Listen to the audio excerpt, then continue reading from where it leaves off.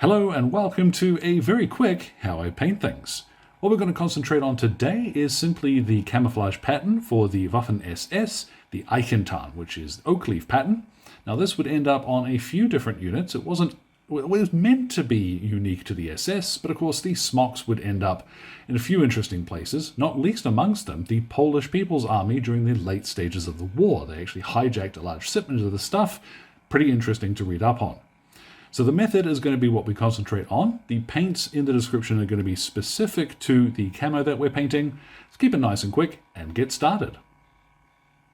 Now, because most of the rest of this fella's equipment, his clothing and what have you, has been covered before on the channel. He is basically a grenadier, and the one thing that's different is going to be the camo smock that we're painting. So you can refer to those other videos if you need to know the details for his uniform, equipment and what have you. I just figured it would be easiest to jump straight into the camo painting here. Now I've done most of the base coats on him. The only couple of things that are left to do are things that are going to be black, like his webbing and a couple of details like his boots, but for the most part, all of his base coats are done by this point. What I would suggest is because he's got the little Feldgrau collar sticking out over the top of the smock, it's easiest to base coat the smock before you do the Feldgrau on his trousers and his jacket, but it's really up to you what order you want to attack this in. But before you go ahead and paint the webbing, now is when you want to get in and paint the camo. I'll start here on the main smock with the autumn color, frankly because it looks the coolest, and what I'm going to start with is Brigandine brown, or Brigandine brown rather. There's no N in there. There's only one N in there. God, I sound like an AI. Anyhow, once I've loaded it up onto my brush, what I'm going to do is just lightly poke sort of an L shape. And you'll see that as it goes on, I'm not too worried if I get a perfect edge. And as a matter of fact, the more random it looks, the better it's going to be. Now, if you're stuck for how to draw the pattern, what I'd suggest is just try first of all kind of a zigzag shape, and then follow it up somewhere else with an L shape. You want about a third of the uniform covered in this brown. Now when you come to webbing and such like that, don't stop when you reach the edge because that will look unnatural. So go straight through.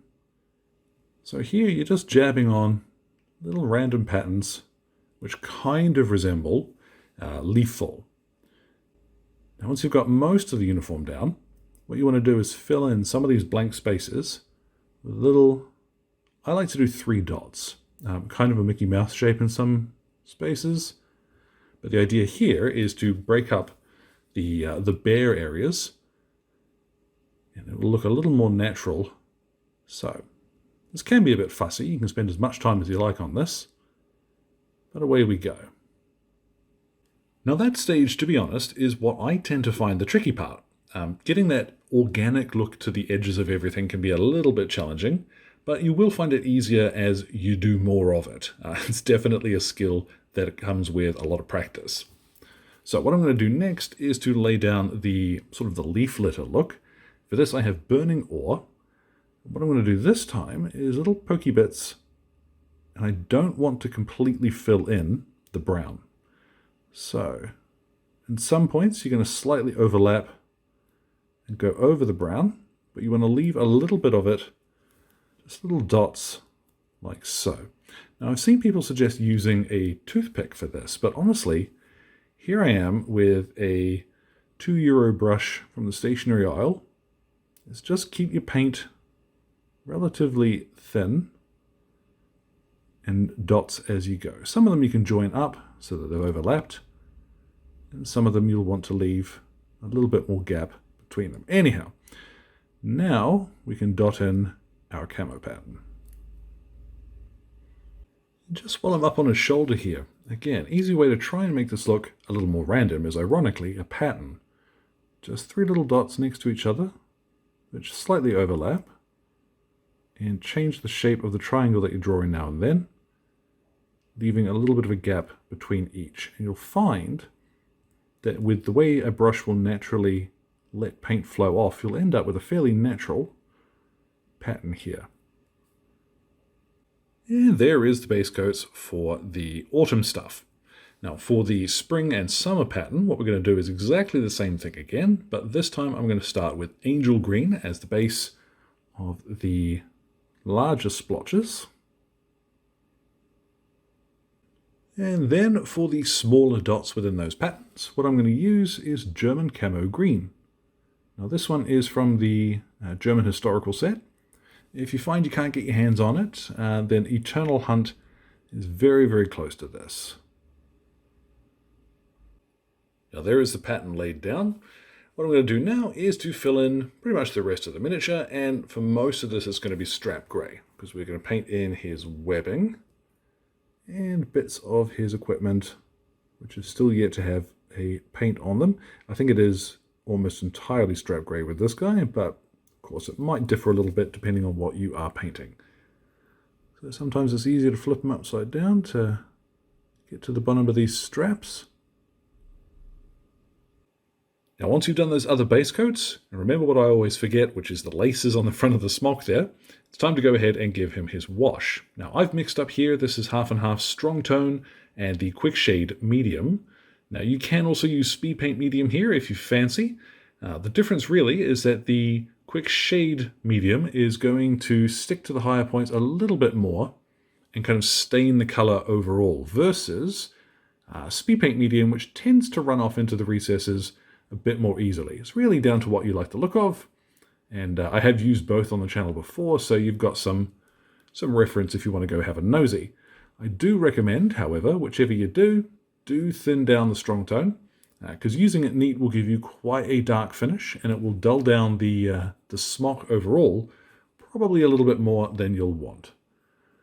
All the same, go ahead and pop this over the entire miniature. You can be quite generous with it. Just anywhere that you get big pools of it that settle, make sure that they aren't going to sit there and make something sort of dark and kludgy. So once we've got everything covered, I'll pop them in the sun for about half an hour. Although with the current sun, it'll probably take about 3 seconds to dry. Now once everything has dried, he's going to look like this. And winner, you know, I always say at this point that you could just base them up and put them on the table. So what I'm going to do today to demonstrate that is very quickly matte varnish them, then put a base on, and then I'm going to do a couple of highlights just to take things further. But first of all, let's get a look at table ready. There we go. If you put down a whole army that looks like that, I reckon you're going to be perfectly happy. It's a pretty cool look, and it's not all that challenging to do. But if you do want to take it a little bit further, say you want to paint this on your offices, or you just really enjoy taking the time on your miniatures, let's go up a bit. So what I have is some Command Khaki, and I'm going to thin this down a little bit more than I usually would. And with this, what I'm going to do is aim for high points on the brown parts of the uniform, and just add a little bit of highlighting along here. Now because the camo pattern breaks up so much of the shape of where we would normally highlight on a smock like this, it's actually a little bit easier because you don't have to do a lot of long straight lines. What I'm going to turn to now, I am going to use Eternal Hunt. Now I mentioned this one earlier, but it is a little bit brighter than our German Camo green. This stage is purely optional. What this is going to do is give a little more depth to the camo. And you can also, if you've washed the miniature, what you can do is just use the German Camo green from earlier. But to get a little bit of variation here, make this stand out a bit more, Eternal Hunt will do the job. And then for the orange dots, what I'm going to use is Lava Orange. The trick here is that you're not looking to completely cover the orange again. Similar sort of thing, you just want, oops, maybe a little bit less than that, there we go. You just want little blips of it to help sell that three-dimensional look to some of these areas. So concentrating on the upper edges of where the camo is on folds and what have you. But yeah, I'm going to finish this off.